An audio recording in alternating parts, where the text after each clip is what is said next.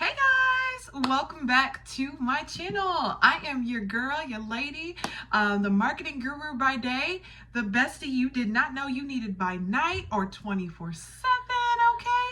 Kristen. And for those that are brand new to the channel, thank you so much for stumbling upon this little corner of the world, okay? Without you guys, I don't know where I'd be. I think I probably would have made 3 videos and gave up, but I think you guys like the topics, you guys like what we talk about, and I'm gonna keep this thing rolling, okay? So for those that are brand new, this video particularly is going to be a part of our Beauty Becomes Her series.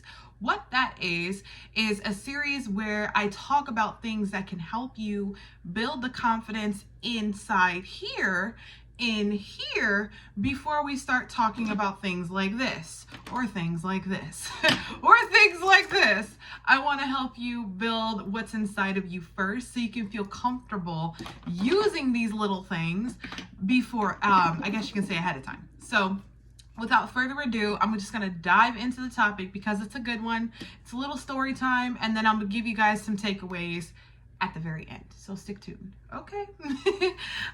So first and foremost, the topic today is overcoming self-doubt and a little bit about my journey to self-confidence. Now, if I happen to glance down, it's because my laptop is right here and I wrote some notes here. So just please, you see that? No worries there. So yes, overcoming self-doubt and my journey to self-confidence, okay?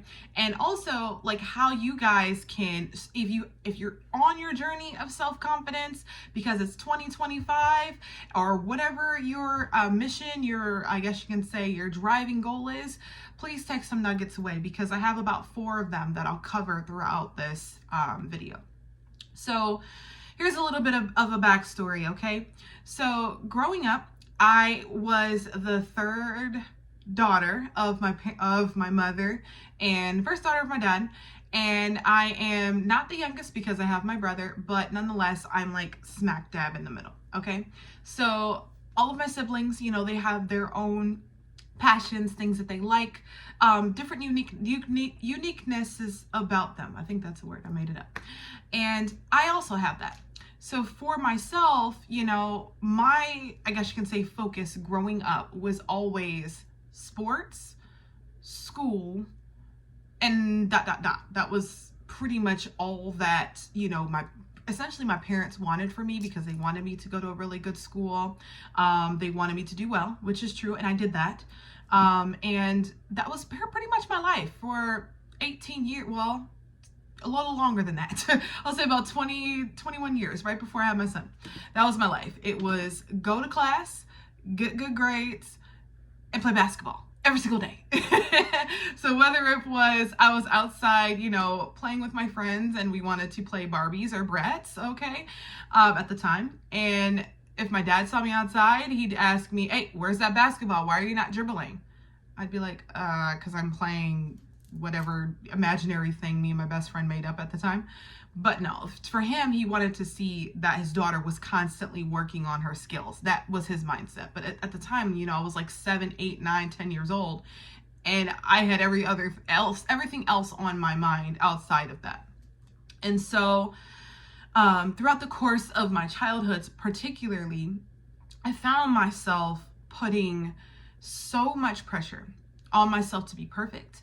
I found myself I guess you can say beating myself up or really being a very mean person to myself anytime I made a mistake, anytime like a coach yelled at me, anytime my dad got upset by how I played or a grade I brought home that wasn't an A.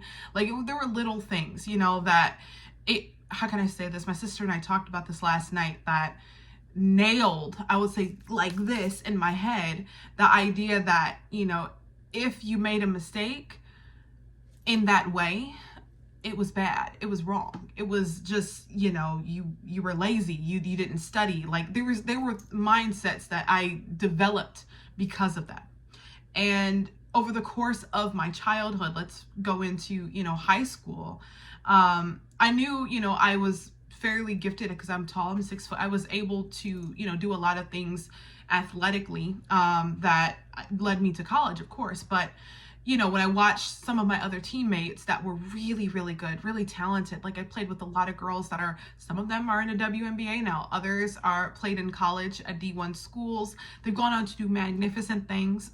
And at the time, I would sit back and I would watch them, and I'd be amazed by like how nice and clean they do their layups, or how nice and clean they do certain dribbling moves. And I knew my role on the team was simple. It was just to catch rebounds and, lay it back up, because that's where my position was.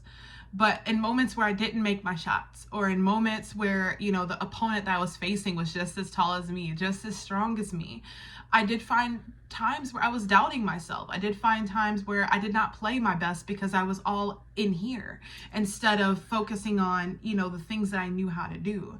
And, it's not, blaming my father, blaming my mom, none of that.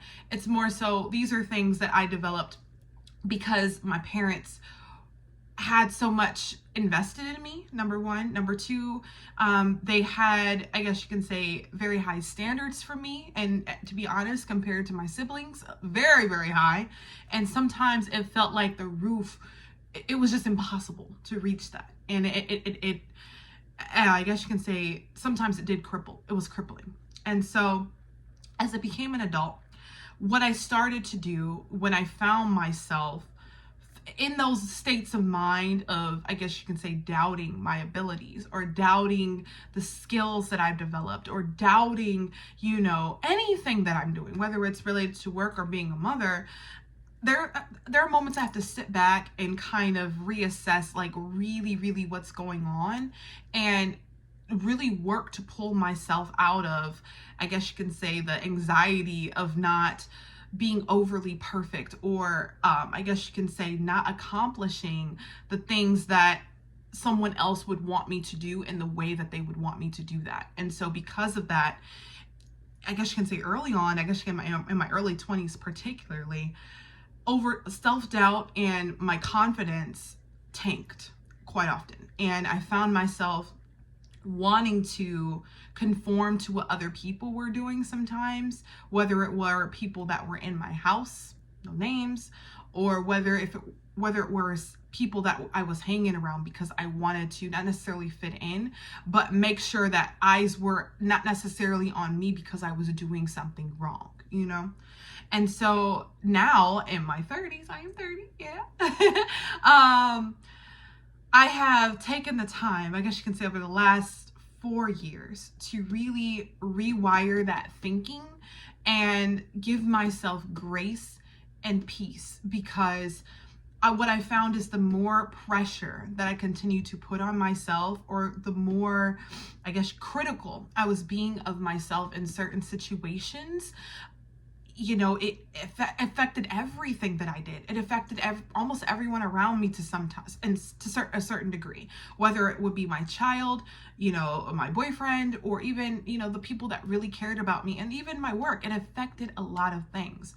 But then when the moments kicked in that my confidence was on overdrive, there were so many things that came out of it, whether it was a promotion at work, or maybe a new opportunity for business, or simply the urge and the desire to do my creatives, which could be videos, pictures, or whatever it is that I'm doing. But I found myself, the smile coming back to my face versus, oh my God, like, am I going to mess up? Am I going to, make my parents unhappy? Am I going to let everyone else down around me?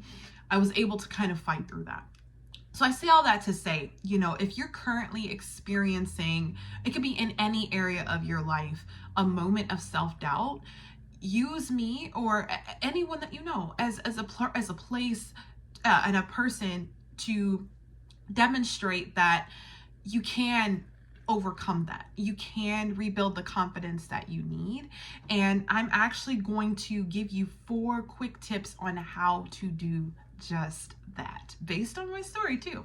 So number 1, you need to do a quick assessment that you are facing your biggest opponent every day, that you are bringing in this self-doubt. And that biggest opponent essentially is yourself.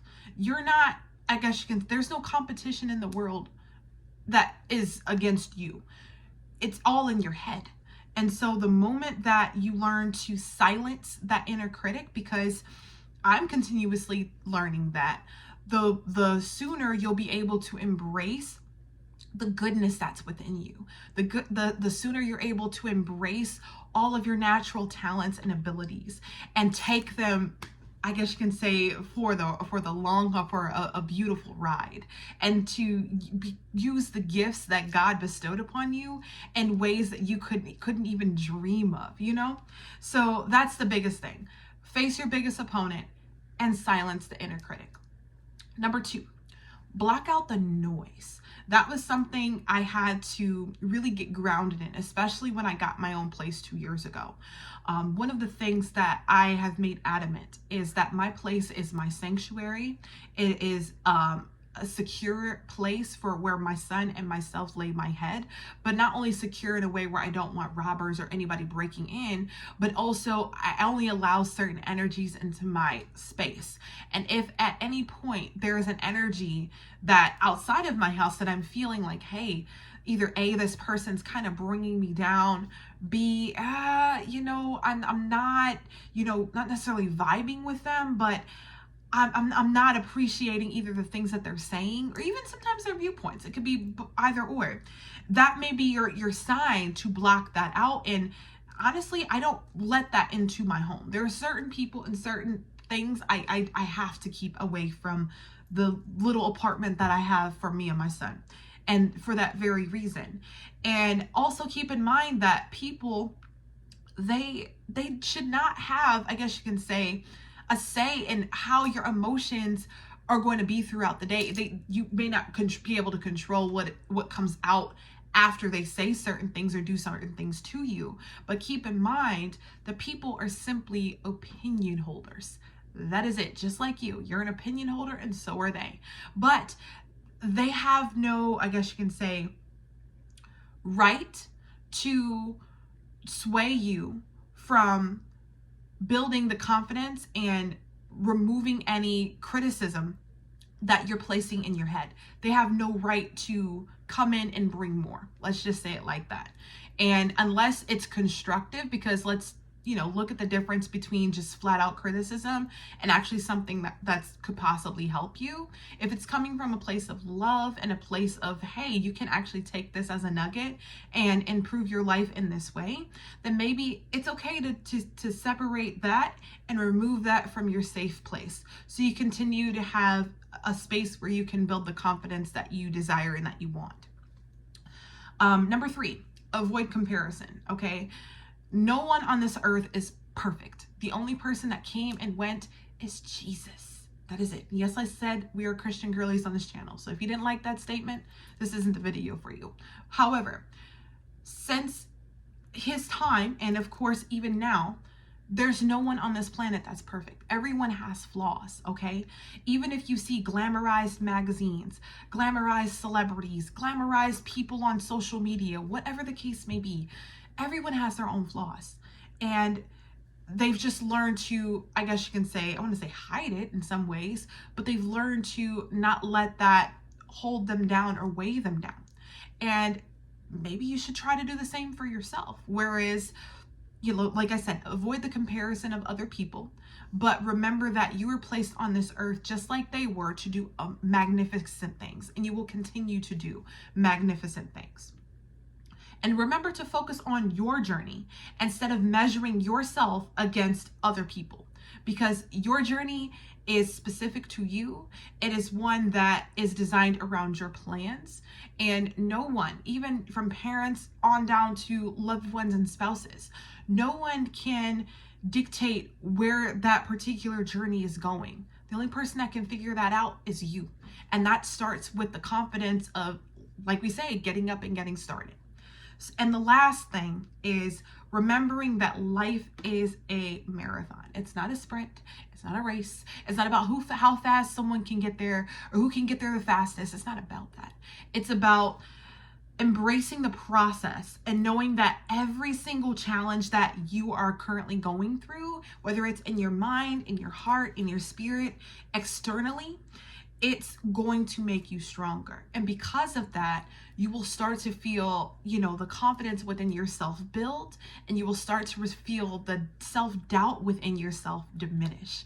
And these 4 things, again, I'm a testament to recognizing, hey, I can't compare myself to anyone. And also, when I tell you, I feel like I'm an expert on this. Blocking out noise. Like, I can literally, I set timers and limits with exposure to certain energies.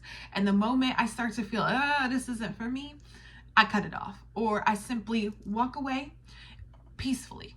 It's that simple. And fill my time and my space with things that are going to propel me forward now.